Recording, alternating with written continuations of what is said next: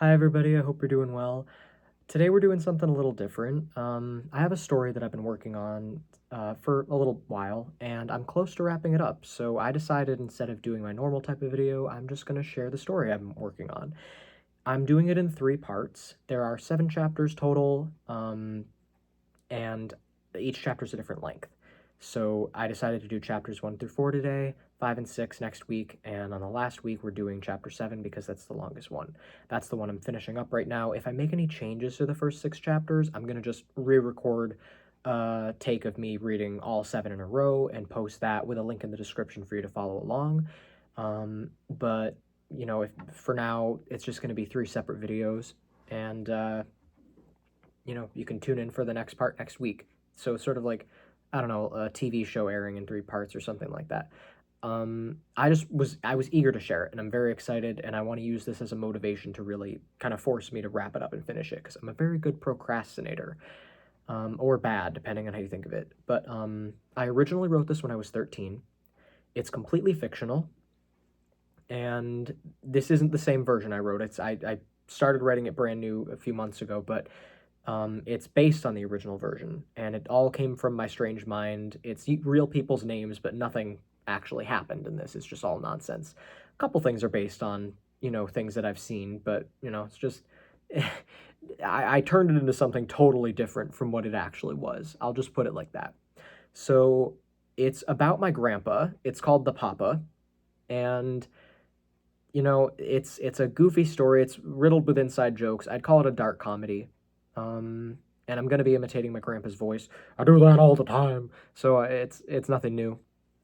Anyway, let's just get right into this. If I mess up or say the wrong word or anything, I'm not gonna bother editing it out. So I'll just backtrack and correct myself. It shouldn't happen too often though. I know the story. I wrote it.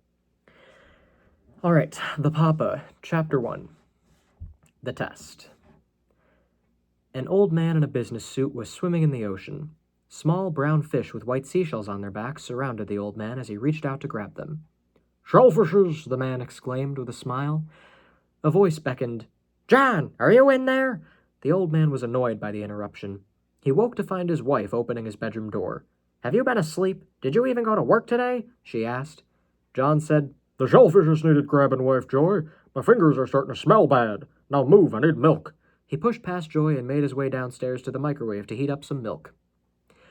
A teenage boy named Tristan crawled under his bed to retrieve his pencil. A loud voice suddenly said, "Hey, little buddy." Startled, he shot upward and hit his head on the bottom of the bed. He crawled out to find his grandpa standing behind him with a goofy grin on his face. "How did you get in here? Didn't I lock my door?" Tristan asked, confused. John looked at the door and said, "Looks like it."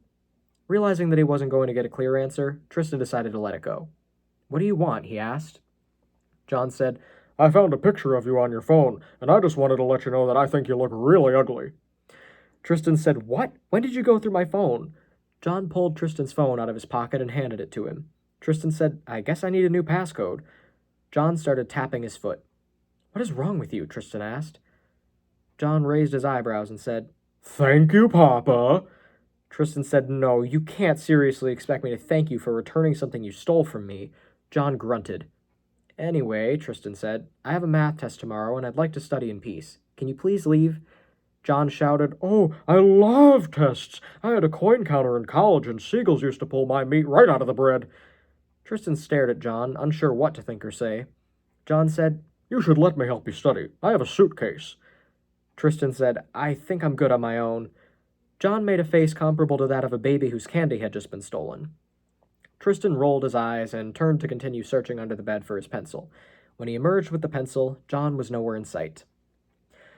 Tristan's classmates were sharing funny stories in the cafeteria after the test, so he decided to chime in with some stories about his grandpa's peculiar behavior. "I think he's actually losing his mind. Even as recently as last night, he just showed up in my room somehow and started talking about coin counters and seagulls in the same sentence. I really don't know how he even got in there. I swear I locked my door. I'm starting to wonder if I'm the one going crazy." Lizzie remarked, "I mean, it sounds like either way one of you is going to get committed." Everyone laughed, but Tristan started to genuinely worry. John's behavior was more than concerning at this point, and Tristan feared that it may be genetic. Chapter 2. The Closet. John hadn't been seen since the night before Tristan's test, so Joy decided to file a missing persons report. Tristan was having trouble sleeping with everything on his mind.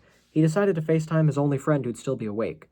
I just can't stop thinking about him. It isn't like him to just disappear, Tristan told Aiden. Aiden said, You really can't think of anywhere he might be? Tristan said, I don't know what I'm supposed to think at this point. He used to be like my best friend, but he's gotten so weird lately. It's been a while since he said anything that made sense. That's what's scaring me. I just feel like he could be anywhere, and there's a real chance that I'll never see him again. Aiden said, My dad died when I was really young. I know how scary it is to lose someone that close to you, but I'm sure you'll see him again. Don't lose hope. Tristan said, We really need to meet in person someday so I can finally hug you. Aiden smiled. Tristan said, I have to pee, and I should probably be going to sleep anyway. Aiden said, I'll still be up if you need to talk. Keep me updated, all right? Tristan decided to use the bathroom in John's bedroom. He heard a faint noise coming from the closet, though, so he opened the door and found John sobbing in the corner. Papa? What the hell are you doing in here? Tristan asked. You! John screamed accusingly. He stood up and said, You did this to me, little buddy. Tristan said, I locked you in a closet? John said, You took my feelings and put them through a blender. Tristan started backing away when he noticed the large kitchen knife in John's hand. Please put down the knife. John smiled and said, I bet you'd like that, wouldn't you? You want to pretend this all away, but I want you to apologize for your wickedness. Tristan said, I don't even know what you think I did. John shouted, You wouldn't let me help you study! The cruel nature of your indifference to my willingness to assist you cuts me to my very core. I don't even know who I am if not a help to my little buddy. Tristan said, Are you being serious right now? You've been crying in your closet because I didn't let you help me with a test? It's been 2 days since anyone's seen you. We literally filed a missing persons report this morning. John pointed the knife at Tristan and said, You better change your tone and change it quick. I'm tired of being talked to this way, little buddy. Anyway, how'd you do on that test? Tristan paused for a moment before saying, I'll find out for sure tomorrow, but I think I did a pretty good job. John said, We'll just see about that. He then put the knife behind his pillow and climbed into bed. Tristan told Aiden what happened. Did he threaten you? Aiden asked. Tristan said, It was implied. I don't even want to think about what he might do if I don't get a perfect grade on that test tomorrow. Aiden said, Did you tell your mom or your grandma about this? Tristan said, It literally just happened, and it's the middle of the night. I'll just tell them in the morning. I still can't believe he's been in his closet this whole time.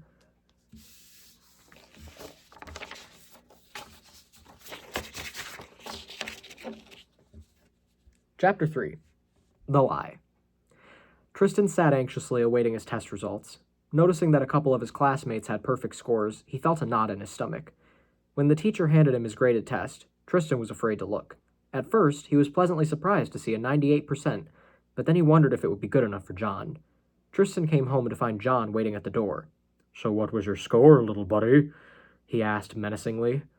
Noticing that John was hiding a hand behind his back, Tristan decided to lie.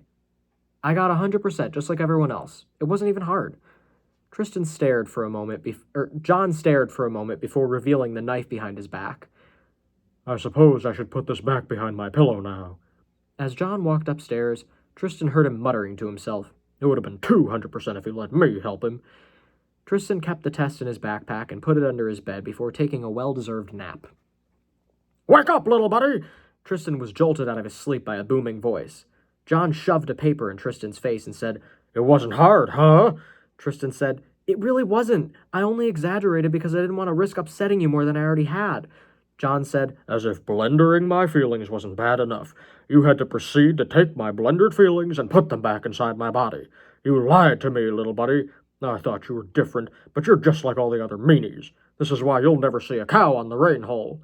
Tristan said, What? John threw the paper at Tristan as he turned to leave the room. Tristan said, How did you even find this?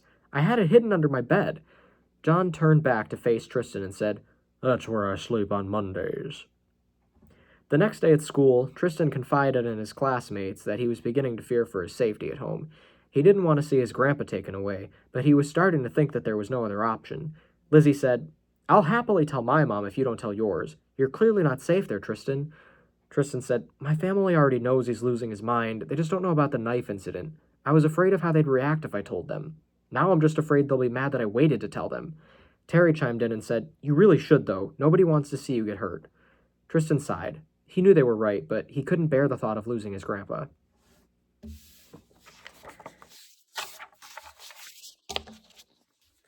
Chapter 4. The Blender. Tristan woke to the sound of a blender in the distance. He followed it into the kitchen and found John. "What are you doing up?" Tristan asked. John turned around and said, "The crickets were making too much noise. They had to be silenced." Tristan watched in horror as John's expression turned to a grimace and he revealed the contents of the blender. Fighting off nausea, Tristan asked, "Where the hell did you get live crickets?" John said, "I've had enough of your meanery. Get ready to join the crickets."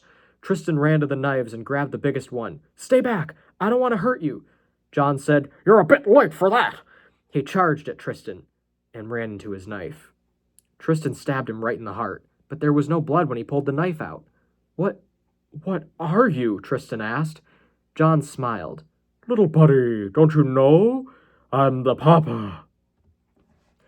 Tristan woke to the sound of a blender in the distance. "Didn't we already do this?" he said to himself. Assuming it had just been a nightmare caused by the sound of the real blender, he decided to go downstairs and see what was actually going on. Sure enough, he found John in the kitchen with the blender. "What are you doing up?" Tristan asked hesitantly. John paused for a moment before turning around and saying, "I'm just making a smoothie. You want one?" Tristan let out a sigh of relief and said, "I'm good, thanks. Anyway, you would not believe the dream I just had." John said, "Tell me about it." Tristan continued, "Well, it actually started just like this. I found you in the kitchen with the blender, and then you started talking about crickets and you tried to kill me with a blender, somehow." John said, "There's no need to talk about the crickets now. They've been dealt with." Tristan felt his stomach sink. John said, "You put my feelings in a blender, little buddy. Prepare to find out how it feels." He grabbed Tristan's hand and tried shoving it into the blender. "Let me go, you psycho!" Tristan shouted in desperation. John let go and reached for his heart. "Why do you always have to criticize me? This ain't a roast." Tristan was curious, so he tried it again. "You're a psychopath!" John cried out in pain. Tristan continued, "Let's see. Nothing you do or say makes any sense. You've been threatening me with a knife and now a blender. You wear that suit religiously, and I wouldn't be surprised if you sleep in it. You're clearly not competent enough to take a math test, and you have an ugly bald spot on the back of your head." John struggled to speak. "Little buddy, please." Tristan said, "I don't know how I ever cared about you. You're not even human. I hate you." Tristan noticed that John was bleeding through his shirt, in the same place he had been stabbed in the dream.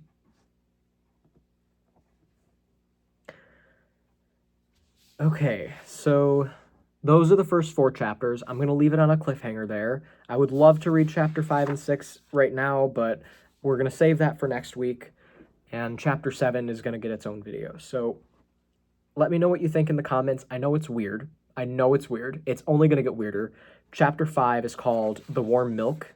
Chapter 6 is called The Nightmares. Or I think it's just called The Nightmare. So, yeah, it's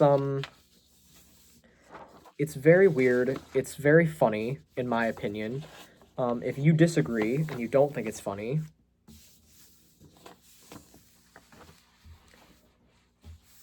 that's totally fine. I don't know what I'm doing, I'm sorry. But then you don't have to tune in next week if you're not interested. But if this did get your attention and you want to find out what happens next, why did he have a dream, and there's something, what is it with the crickets, like what's going on? You'll have to finish the story. So you got 5, 6, 7. You got, 3 chapters left. 2 more videos to watch. And if you want to see the final version with no mistakes and, all the final edits made and everything, then you're going to have to watch the full video that I'm going to post after Chapter 7 is finished. So, and then you can follow along and read it, too. Anyway, thank you for sticking with me this long, 14 minutes in.